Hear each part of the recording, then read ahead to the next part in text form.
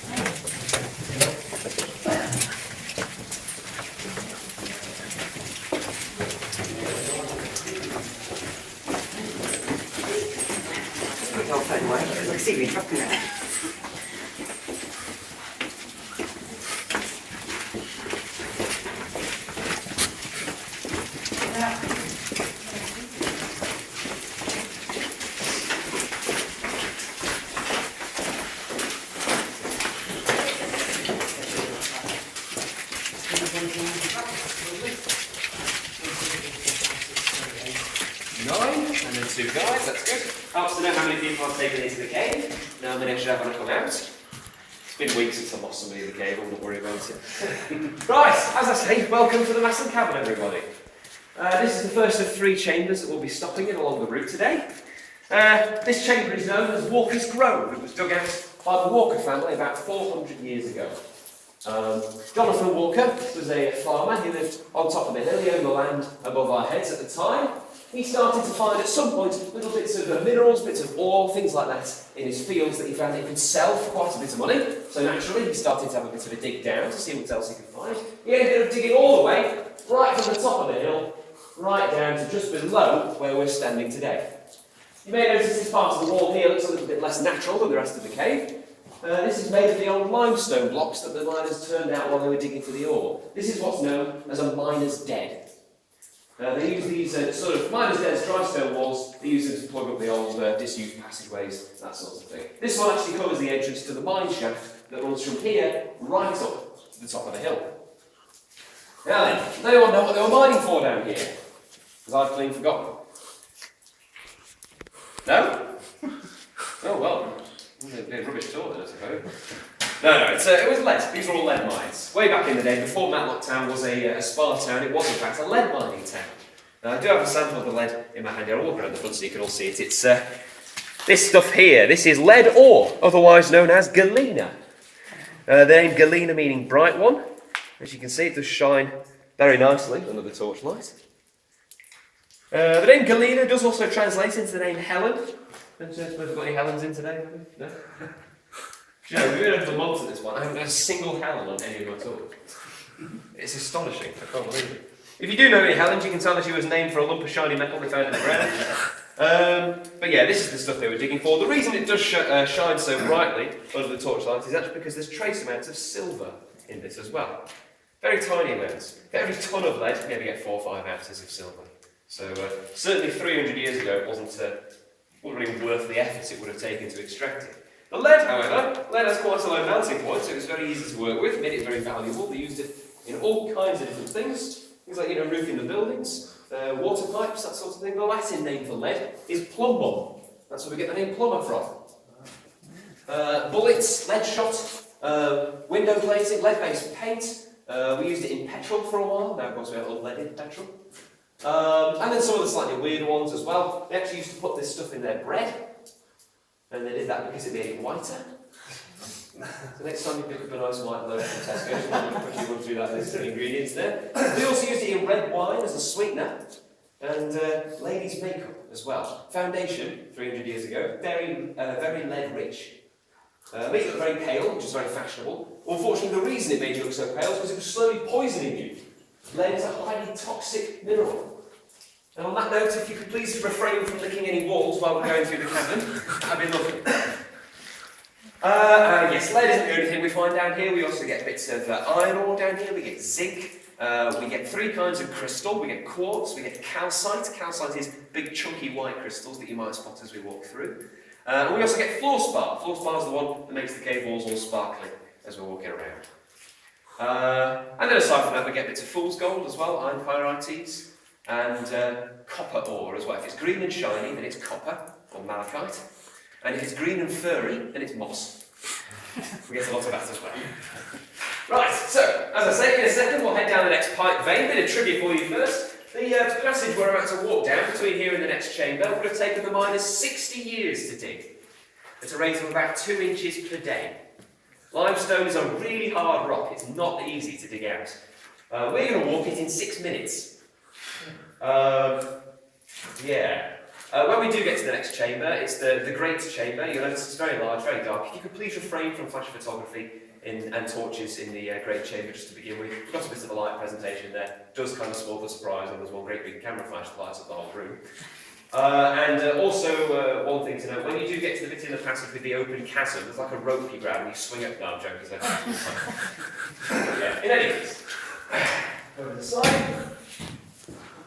If at this point you've decided you don't want to continue, now is the time to turn around. It's very difficult to come back just because of the way the ceiling slopes downwards, so just bear that in mind. You're welcome to pop out the entrance if you want to. But you all seem like very sort of brave adventurers, so I think we'll be fine. Right, if you want to follow me then, guys, we'll carry on. Yeah. And those who read it out when you guys can see the point. I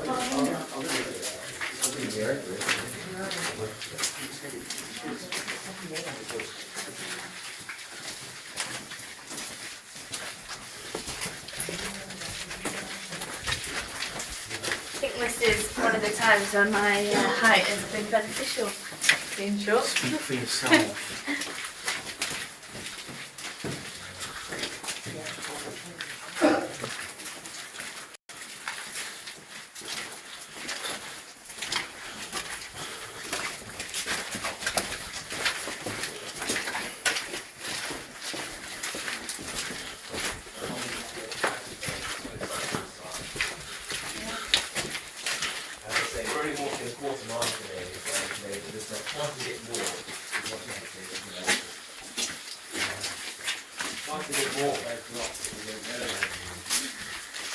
People do explore these tunnels. Ian Haley likes to do it. Sometimes people unpack the mine camps in the area they got there and look around. Sometimes anything else happens. One point last year, when I was down in the field, road funding. It's one of the part of the life.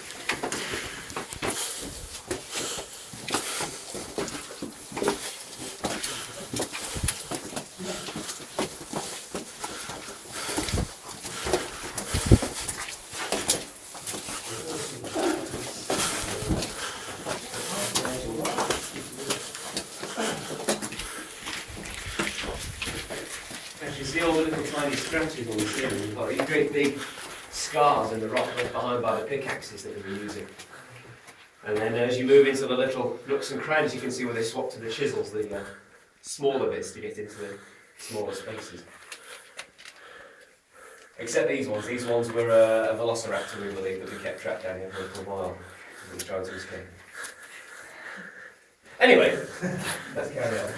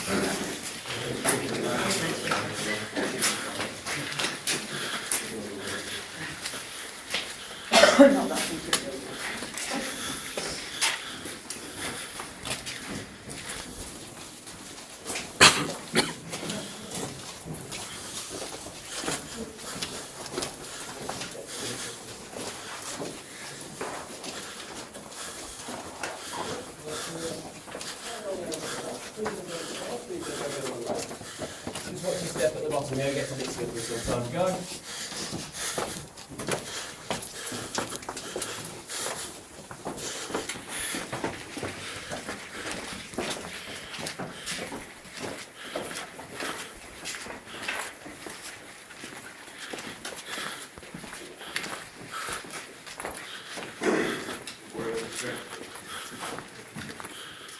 All right. I think that's everyone. Yeah, lovely.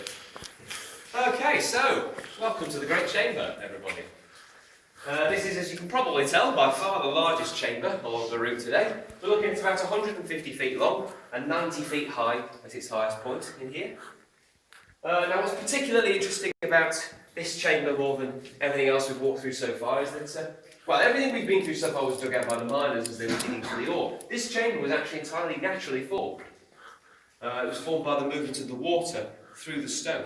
We're looking back about 10,000 years towards the end of the Ice Age. As the ice melted and the water came down the hill, it found its way down through the earth into the natural cracks in the limestone. And as it flowed through them, it widened them out. And here it widened at least one of the cracks out into this enormous chamber that you can see here. The other thing the water did, of course, was bring with it a lot of sand, or silt, pile it up in the middle, and it also stripped away a lot of the lead that was in the limestone, piled that in the middle as well. So after a few thousand years, you end up with this enormous chamber, completely full to the brim, with this kind of soft sedimentary type rock that had built up over the thousands of years. It was also full of lead. We fast forward now to around the year 1700, and a gentleman named Mr. Tinker, who was another farmer who lived on top of the hill above our heads. He also decided to have a bit of a dig to see what he could find. He ended up digging straight there, came out in the ceiling, just there. That's where the mine shaft enters the part of the mine. And of course, lo and behold, he discovered this enormous room. It was completely full of valuable lead ore. Now then, this is the fun bit. I get to turn off all the lights. So, it is about to get quite dark in here, guys, just so you're aware. The lights at the very back of the room, they're sort of knee height, just behind you there, they'll stay on the whole time. And the lights in the passageway that we entered from will also stay on. So if you are uncomfortable in the dark at any point, feel free to take a few steps towards the back, it's not a problem. But otherwise, want to grab onto the person next to you, if you know them. Here we go. 3, 2, 1. Oh, wow. There we go. Now, looking straight ahead there, you can see the little patch of light on the ground. This is, of course, not natural daylight. It's, well, it's kind of yellowy for a start. The spotlight for that light is just up where the mine shaft enters the mine, just up in the ceiling. And that's the entrance of Tinker's shaft, where it enters this cavern.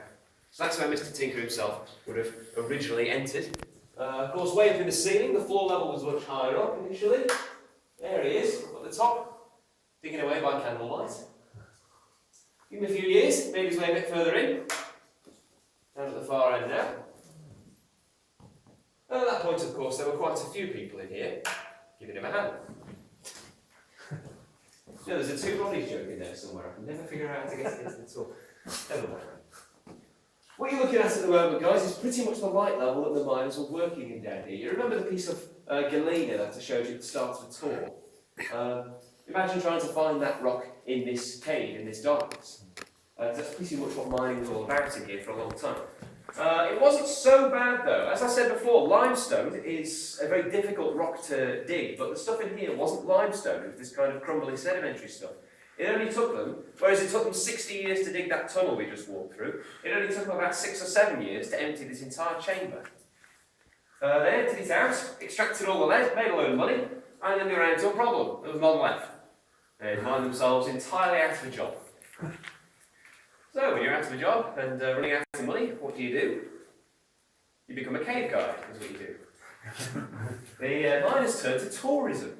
This is now, we're looking around the early 19th century, as the spas down in Matlock Bath just starting to open up. People were coming from all across the country to sample the natural healing properties of these thermal springs that they discovered underground. And a lot of people were interested, like you guys today, in looking around the old lead mines. So they'd walk all the way up the hill from Matlock Bath, no cable cars back then of course, get right to the top of Tinker's shaft above our heads. They'll meet just up there a very friendly miner who would, for a small fee, lower them down into the mine in a bucket. They'd descend down, look through the ceiling up there, just the light where the patch of light is on the ground over there. And at that point they'll meet another miner who he would sell them a candle.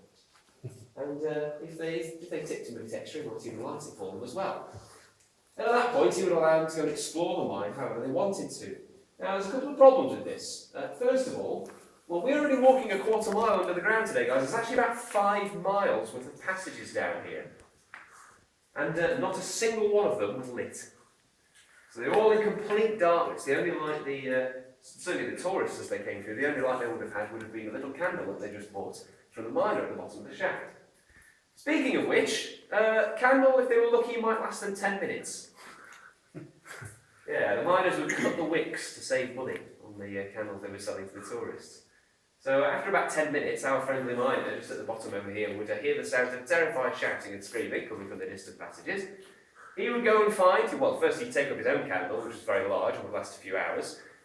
He would go and find his poor distressed customers, and when he did find them, he would sell them another candle. And if, well, the cycle pretty much just continued from that point. If they wanted showing the way back, that would be another charge. If they wanted taking up in the bucket, what's an extra fee? So, yeah, why not pay to get in, pay to get out? Arrangement. As you can imagine, it wasn't very popular. People, well, no TripAdvisor back in the day, of course, but people were not very happy, certainly, about being left to get lost, and essentially held ransom underground. Eventually, the miners made a bit of an investment to try and correct the situation. They installed quite a magnificent candle chandelier in the main chamber. It's just down at the far end over there. The point was they would light it on the ground and hoist it up to light up the entire ceiling and give a real perspective of just how vast and how grand the chamber was. It is quite bright. You might want to look away for a second. Our eyes are adjusted to the darkness. Here we go. 3, 2, 1. Magnificent, isn't it? Yeah, I mean, points for trying. Points for trying, I suppose, but you know, it's a UFO. These days we can afford to be a little bit more dramatic. There we go. We'll let you here for a few minutes, guys, if you want to take as many pictures as you like. Thank you very much for holding back on the camera questions there. In a few minutes we'll go up to the next chamber. As I say, if you have any questions, feel free to toss them out either to me or to Chrissy or Matt.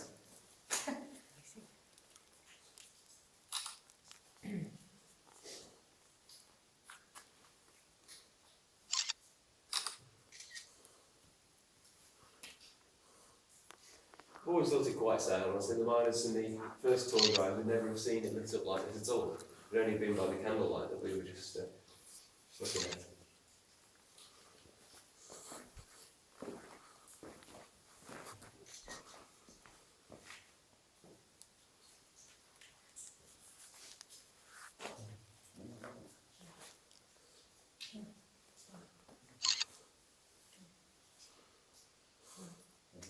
In terms of other things of geological interest, we do have a couple of geodes in the rock here, naturally forming.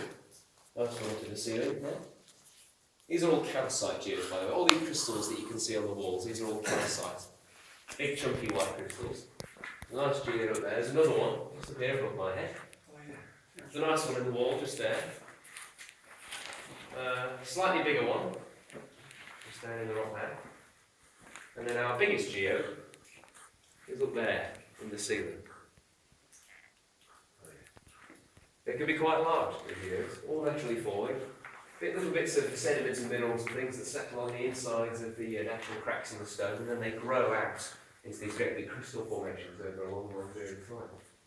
We do sell geodes in the gift shop, sadly not this live, although I'm not sure how you go about carrying all those over.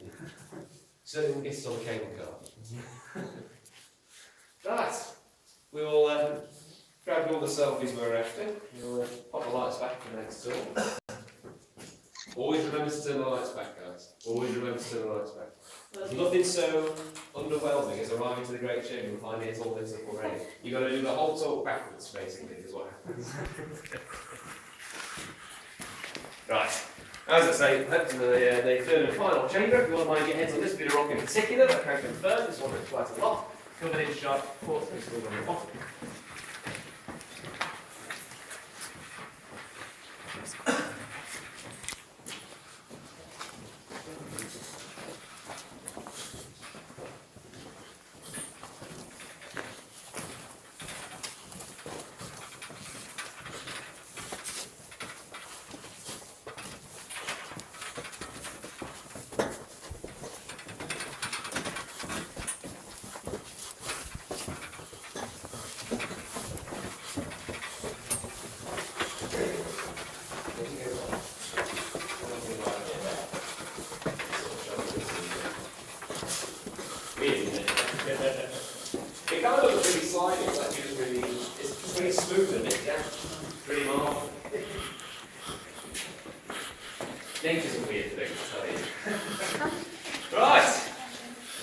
As I say, guys, this is the third and final chamber, the anti-chamber, as it's known. Simply named because it is the chamber next to the great chamber. They didn't really put a whole lot of effort into naming these things. You'll be delighted to hear you've done just over half the steps. There's another, well, there's only 80 left. And they're all right at the very end here, up out into the daylight. Once you do get outside, the path along the right will take you back down to the main site. If at this point in the tour you feel that you desperately need to get out of the cave for whatever reason, that's absolutely fine. Feel free from this point to head on as you like. But yes, anti-chamber, final chamber. 2 points of interest in here. First of all, our leaky ceiling on this side, you may have seen on the way in. And then the other thing would have been our little patch of graffiti on the wall over here. Now, it's not actually graffiti, of course. This is what's known as a miner's plaque or a miner's book. They carved these into the rock as a way of claiming ownership over the mine. These are all the initials of the miners who originally worked down here. It's a bit like writing your name on your underpants, basically. Up at the top, E.W. Ezra Whitworth was the original owner and overseer down here in this part of the mine.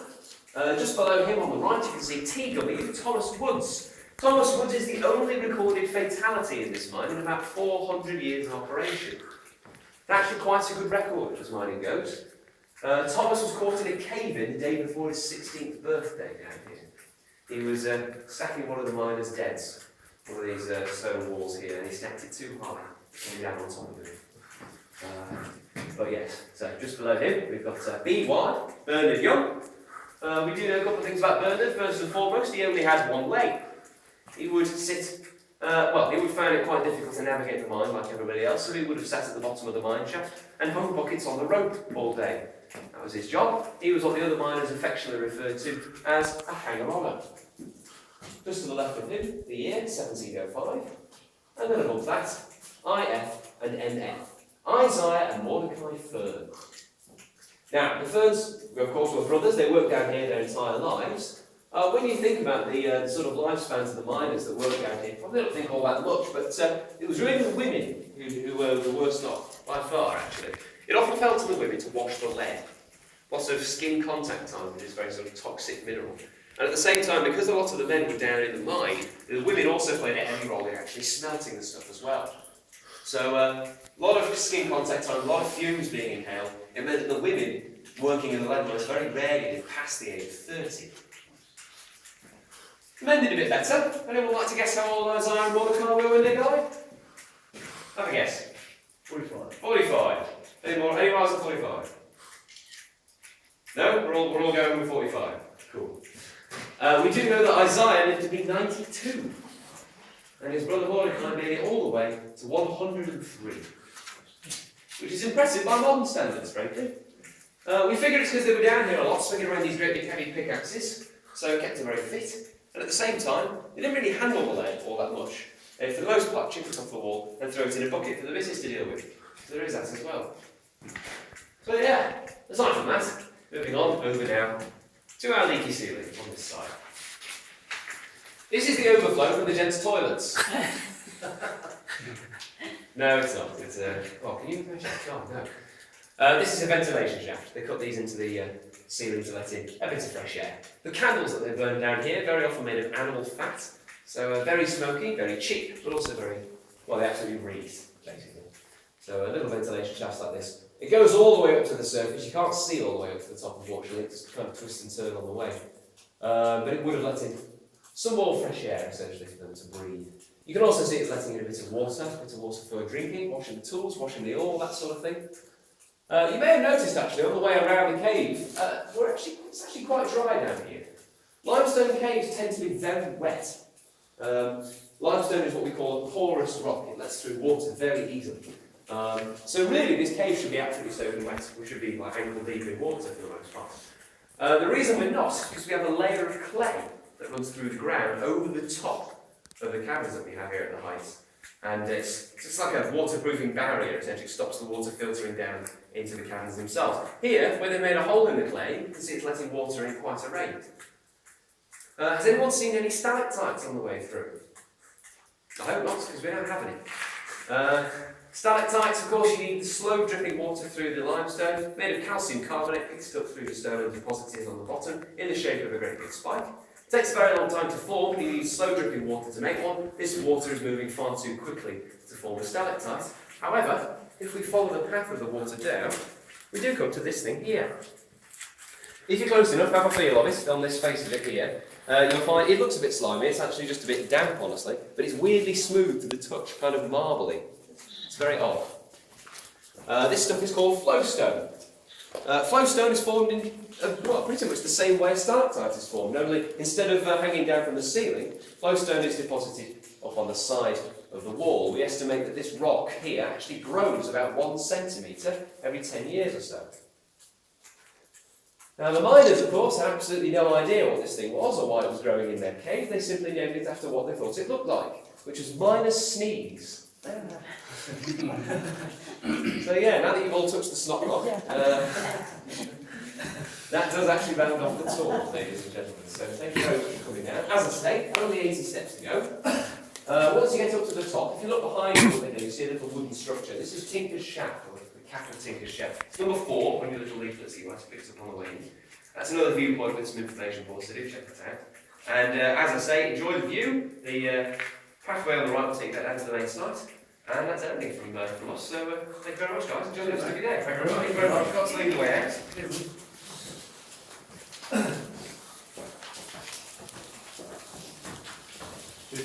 No worries. Say again, I'll do my best. I'll wait to the back because I've got the secret cave guide elevator that takes me to the top, basically. Thank you. No problem. Good over. Is this easy to climb? Depends how long you